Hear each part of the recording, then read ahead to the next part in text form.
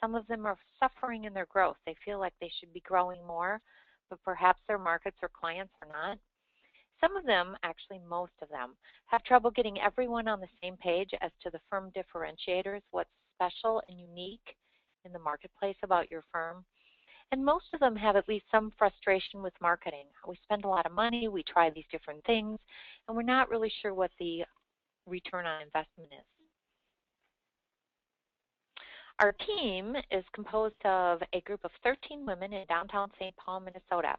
And yes, it gets cold. As a matter of fact, I heard on the weather that the polar vortex is descending tomorrow. Now, in our first poll, I'm going to ask you a question so I can know what to focus more on. And I'm going to ask you, what are you seeing with your current sales process? So if you want to pick one of these that most closely fits your firm, either the seller doers aren't good at it, that you're seeing a lot of price pressure, that there's too much competition, or it's just overall tough to get the right clients. So I'll give you a minute to weigh in your opinion, and then I will go on with the webinar and hopefully focus on what the majority have reported. I love watching the numbers come in. It looks like it's a stock ticker or something. So far, what's winning is seller doers are not too good at it, but with a very close second on just overall tough to get the right clients. And we have seen a lot of seller doers are not good at it. As a matter of fact, in 1987, when I started in professional service firm marketing at a CPA firm, that most of the seller doers weren't really good at selling. And I find that that's true today. So I'm going to close the poll now, and let's look at what the poll is showing us. We're seeing 35% are saying seller doers are not good at it.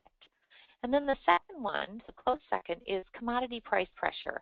And we're seeing that specifically in certain types of professions, but also in certain geographies. We see lots of competition isn't a big one for y'all, but just overall tough to get the right clients is. So actually what this poll is showing is this is pretty much what I see when I come into a new firm for the first time. No wonder most people look like this. I mean, I've been in professional service marketing for many, many years now, and there are days when I want to put a bag over my head and say, enough change already. There's too many things going on. There's too many variables going on. The economy's going up and down. And how do you effectively create leads? How do you nurture those leads? And how do you pick out from those leads the best clients for you and help close the deal? I think there's a lot of frustration. So today I'm going to talk about a couple of types of pursuits. The most common pursuit I see is what I see is called the ancient world pursuit. And that is what I saw in the 80s and 90s before the internet. So for example, you and a referral source go way back, and you socialize together. You went to college together, or your neighbors. A prospect asks your referral source, say a banker, for a referral. They hand over your card. They call you, and pretty much you just show up. You answer the phone. You don't put your foot in your mouth, and you have a new client. And that's what a lot of the senior partners in today's professional service firms are sort of thinking might still be reality. That if you just get out there and socialize enough, you will get new clients. And it will help a little, but it doesn't work like it used to. Then there's the old world pursuit, and this is what I see a lot with people in their 40s and early 50s. You know, you meet someone, you exchange cards, it sounds good, you set up a lunch, but basically the prospect stops responding to you, and then you get very, very busy, and you don't email them until 3 weeks later. You email them, they don't respond, and you think, oh, I'm not going to do these networking. So meanwhile, the senior partners are saying, go out there and network and socialize, and you're having the experience that this is kind of a waste of my time. And so what we're exploring is, what's the new world pursuit look like? How can, in this case study, Jerry win over Sarah? So let me introduce you to Jerry's team. There's Jerry and Earl and Beth, his assistant, and Shanna, who's his top secret weapon, the marketing director. And Shanna is an expert in all of these areas because actually she works at Ingenuity Marketing.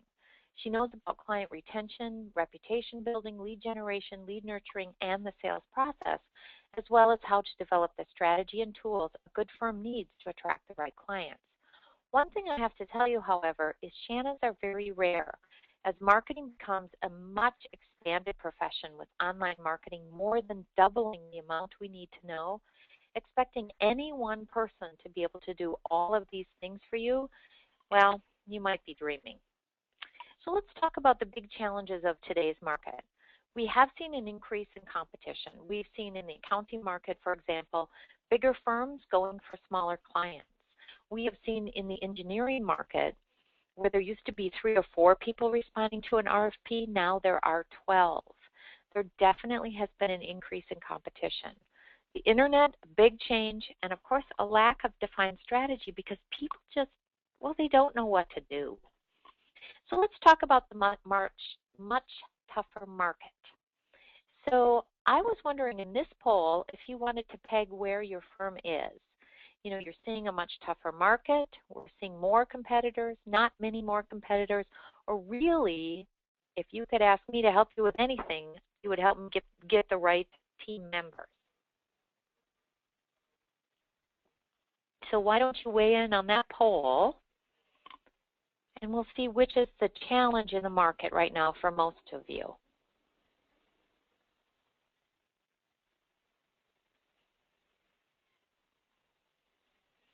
I think what I am seeing is the first 2 are winning over the next few, and I'm going to just close it in a second. The majority, and let's just close the poll, the majority are saying that we are seeing more competitors, but we're still winning a fair share. So in other words, we're not terrified by the economy now, but we maybe have to work a little harder than we used to work. And a fair majority of you are also seeing, or a fair number of you are also seeing a much tougher market with lots of competition for the right new clients. And only a few of you are in the oil markets, where the worst problem is the area of getting the right team members. So let's talk a little bit about how the internet has changed everything. And I just have to tell you, the internet has actually changed everything. In 1987, when you wanted to get new clients in a CPA firm, first of all, you did not solicit them because it had recently been illegal to do so. Basically, you had to know people. You had to have gone to college with them or be in Rotary Club with them.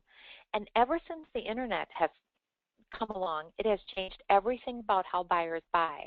When I buy something now, I will tell you the most persuasive thing for me to buy something is user reviews on Amazon or other websites that allow people to rate things. And if you think of how often you go to a big purchase and you at least do your research on the internet before you go and talk to a human being, you'll realize that how buyers think about buying has changed significantly. We did some research a couple of years ago that said on average, again in the CPA firm market, people know on average 7 other CPA firms. That doesn't mean they know their name. They know a human being who has talked to them about that CPA firm and who represents that CPA firm. That never used to be like that. If I want to change accountants, if I want to get a bid on a bridge being built, if I want to change lawyers or banks, all I have to do is go on the internet and I can get a huge, in 5 minutes, I could do more research than 2 days. It took for 2 days in the 1980s. So the internet is really changing how people buy. The other thing is the lack of defined strategy. And you know, I don't blame you, because I would say about every year and a half at Ingenuity, we have to completely overhaul and update our market position and strategy. We used to do that every 5 or 6 years. When people used to make a 5-year plan, I would say now they could make an 18-month plan. It's very difficult to define your strategy when your market is a moving target. What they respond to is a completely different thing. For example, last year, content marketing was the hottest new thing. And this year, it's really getting baked into how buyers buy. But that means because people are creating so much content, that just sending content out to people isn't working as well as it used to. Even webinars, which a year ago were the hottest thing, are a little harder to get the attention with. And so when you have to completely redefine your market strategy every year or year and a half, it's tough to have one. So let's talk about the last fact I'm going to tell you, and then I'm going to demonstrate this new pursuit. So a few years ago, I sent our most astute online person, Rachel Gold, out into the internet, and I said, I'm not talking about low-end sales, but high trust, high credibility sales. How many touches does it take for someone to really be ready to buy from a high trust service? And she did all sorts of secondary research, and so read all these blogs and looked at all these sales statistics and came back and said, Wendy, it's 14. Now, when I first started in the business in the late 80s, it was 5. And in the mid 90s, it was 7. And now it's doubled to 14. But Rachel had a caveat. It can be 9 light touches. So marketing touches, messaging touches, say they get a newsletter from you or they see an ad from you, that sort of thing. It has to be 5 actual experiences with you or a member of your firm so that they feel comfortable and confident and trusting of you as people. All right, we've got some questions. I see we have some questions, but one is, are expensive audit services really derived by potential clients searching online? This is such a good question, and we actually do a lot of research on what the search terms are in the accounting world. And I will tell you that a general type of audit, not necessarily an employee benefit audit or some more specific types of audit, if you really want to get more audit services and you invest 100% of your budget online, you're being foolish. You need to take a really integrated approach because people need to know that you do that kind of audit, that you're a really good firm. They need to have that familiarity with you. It's 84% of proposals are won by people with a previous relationship with the people that issued the RFP. So I cannot upgrade that relationship enough. But here's where online really matters in an audit process. When auditors are talking to 3 or 4 different firms and they're viewing it as a commodity, you're going to have to demonstrate value as to why you're more expensive unless you want to be the bottom of the barrel in terms of pricing. And some firms are really good at that. They super automate their processes and they're able to be that inexpensive, and other firms just don't go with that value proposition. People need to understand your value, why you're an expert, and why their lives will be better and easier and safer because they spent a little extra money on you. And a lot of that can be proved online. You can showcase your expertise with case studies, with information on your services page about what you do, with a lot of info on your personal bios of the team members. You can really make a huge first impression with people when they check those 3 or 4 firms out, the finalists online, and when they Google you and you have articles all over the place about this specific type of service, they come in thinking you might be a little more expensive but worth it. And so the online is more like an adjunct to the relationship as opposed to the entire thing. Now the other question is anyone having sound issues? Because the other question is about sound breaking up. Will you just type it in the chat box if you're having any sound issues? We're not seeing anything. Yes, the sound is breaking up. So we're just going to, so I have 2 people telling me that the sound, nope, and lots saying it's good. And I'm going to talk really carefully into the phone and not move a muscle, which is really difficult for me. So let me know if this is better because it's torture, okay? Let's go back to Jerry's team. So let's talk about those 14 touches and what that really looks like on the ground. And let's talk about touch number 1. Jerry meets Sarah at a trade association, so it's an experienced touch. But instead of Jerry blathering on about himself, he asks the right questions, and he makes a personal and professional connection with Sarah that she remembers. He listens to her, and she explains that she's expanding and looking to grow her business. So that is touch number 1, an experience touch. You know where that came from? He has a good marketing manager behind him. She helped define the brand messages for the firm, and she did some great training on networking so that Jerry felt comfortable in that situation and knew what to do. So let's look at that second touch. Jerry knows that he should invite Sarah to link in with him. And instead of just saying, I'd like to link in with you, he writes a short note reminding her how they met, and Sarah accepts his invitation. So that is touch number 2, and that would be more like a marketing touch. Behind him is Shanna. She developed their social media policies. She did some training with him and some coaching, so he feels really confident using LinkedIn. Let's look at touch number 3. Sarah is reading her trade journal because, ad campaigns in the larger journals don't work as well. Sometimes they do, but if you really want to focus on a niche market, you want to advertise in their trade journal. And she notices this ad campaign because, of course, she met Jerry and she's linked into him. And guess who arranged that for him? Of course it was Shanna. She developed an ad campaign to very targeted audiences, and Jerry knows all about those campaigns. So let's look at number 4. Sarah's reading her trade journal again, and she happens to read an article that Jerry wrote. And I wrote in parentheses because at Ingenuity we have a bunch of ghostwriters who write all sorts of things for people, including me, and I used to be a copywriter. We are constantly calling people up in their car on their drive home from work and getting them to download their brain, assembling a short article or a blog post, and sending it back to them for technical review. So if you think your experts can't write, which is pretty common, you can get ghostwriters that can really help them. What did Shanna do? Well, first of all, she had a targeted niche media campaign and a good ghostwriter. So she knows which journals she wants to pitch articles for. And when they pick up those articles, say it's, 10 things you should know about XYZ, she calls up the ghostwriter, and the ghostwriter calls her experts and makes their life easier. So let's see what's the next touch. Well, Sarah is reading this journal article. She sees Jerry's picture, and so she clicks on the bio. She's reading it online, and she goes right to their website. And she looks at the website. And she's impressed with the content, and especially the content about her industry. His whole firm just looks good.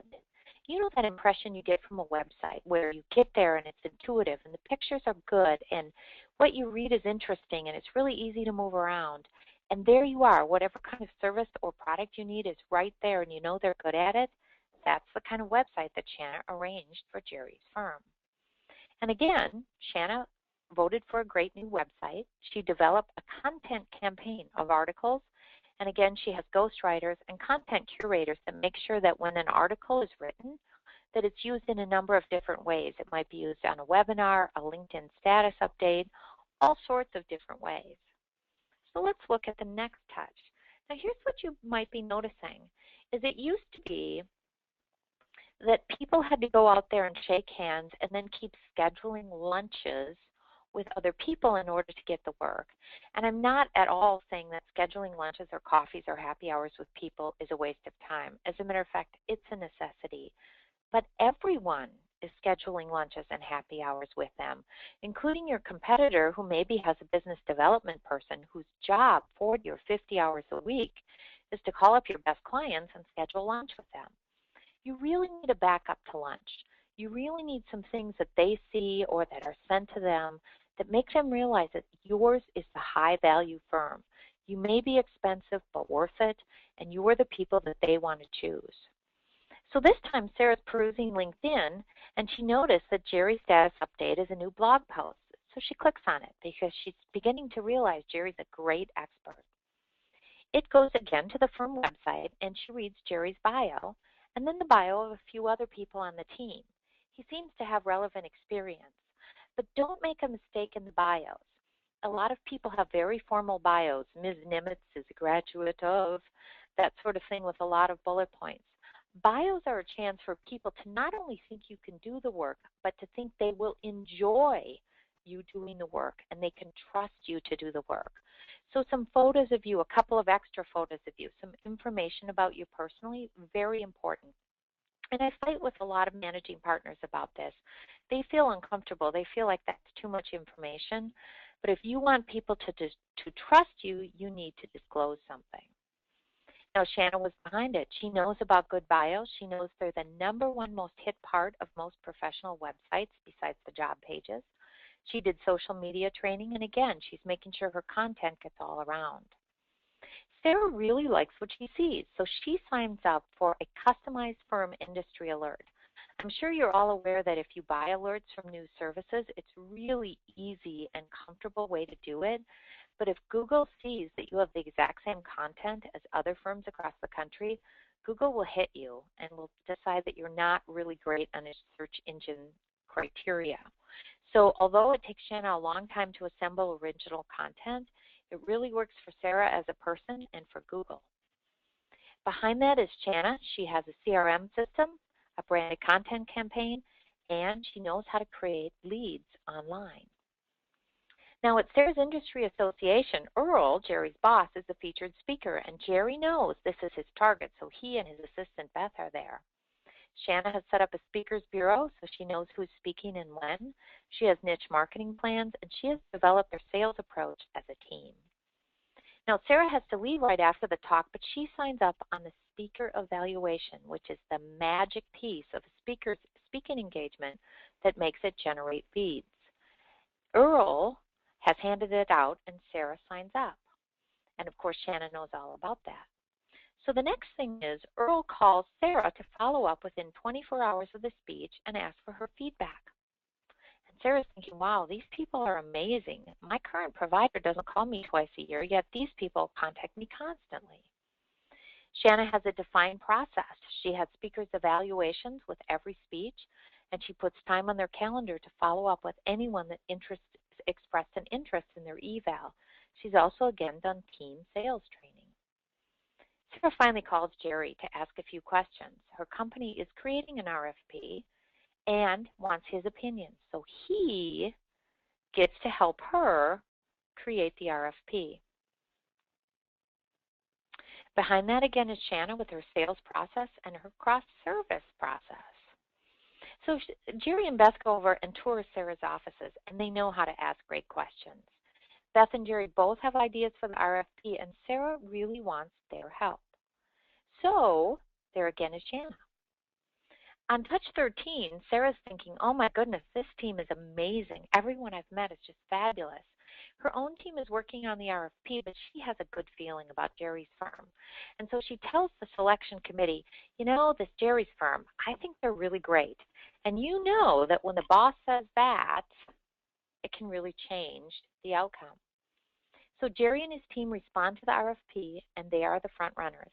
Now, they are smart enough to know that if you turn your proposal in first and you are last across the stage to present, it really helps with the outcome.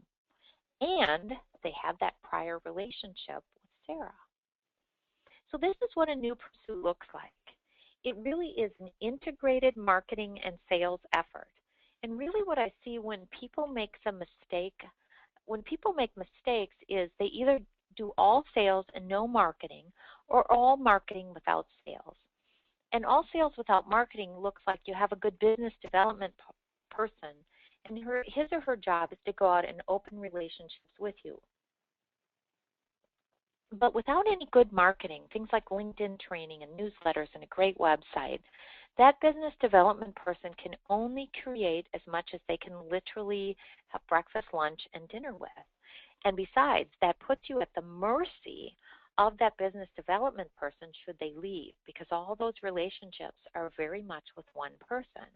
Whereas if you back up a good business development person with a good marketing system, and you really have a lot of touches from the firm, and the people that they're talking to not only meet the BD person, but they meet the principals, and they meet the managers, and they meet senior associates, and they meet all sorts of different people and see different perspectives from the firm, much more likely to close a sale. The other thing that we see a lot, which is very expensive, is having lots of marketing, but no feet on the street, no business development, and no sales. And so we see lots of firms that buy lots of newsletters and maybe have a great website, and they send out lots of information, but they don't ask their people to be part of the effort of being out there and being the face of the firm. An integrated approach in the 14 touches is really what works. So as you know, Ingenuity provides a wide variety of solutions in all sorts of areas of marketing and sales. We have a complete branding process and a reputation management and building process that's really stellar.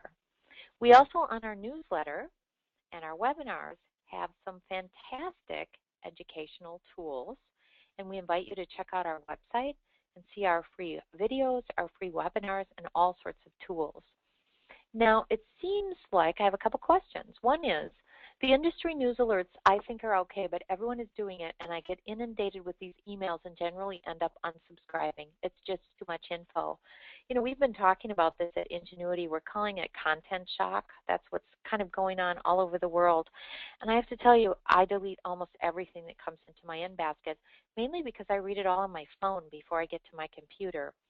When I see what's in my in-basket in my computer, my inbox, it's usually the high-value things from clients or associates that I need to read.